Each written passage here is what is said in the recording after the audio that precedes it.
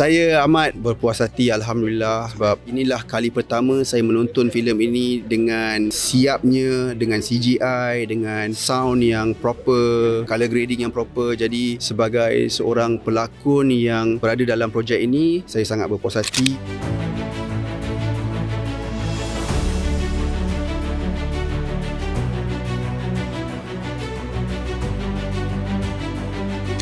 Sebab sebelum ni saya bawa, yelah, orang kenal lah kan, bad boy lah, lepas tu jadi komando, seorang pencinta wanita kan. Tapi ini lain. So kalau nak tahu apa kelainan tu, kena tengoklah filem Keluang Man nanti.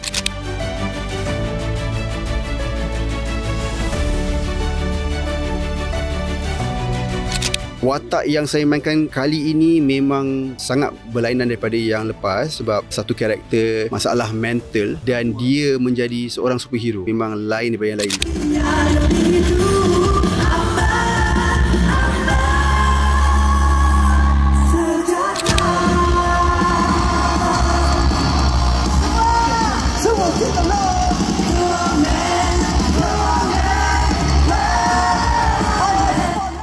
Memakai kostum Keluang Man, dia bukan satu benda yang senang. Sangat susah memenatkan, sebab sebelum saya memakai kostum tu, saya ada memakai layer legging atas bawah, saya pakai stun jacket dan saya pakai mic, barulah saya pakai suit Keluang Man. Automatically saya punya pernafasan akan terganggu, dan bila saya pakai mask tu pun akan bagi efek yang sama. Dan bayangkan keseluruhan tu saya berlawan.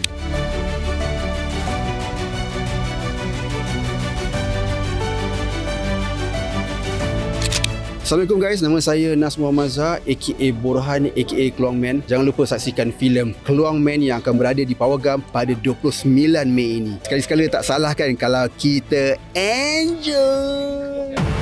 Dah sampai masa untuk awak putuskan siapa awak sebenarnya.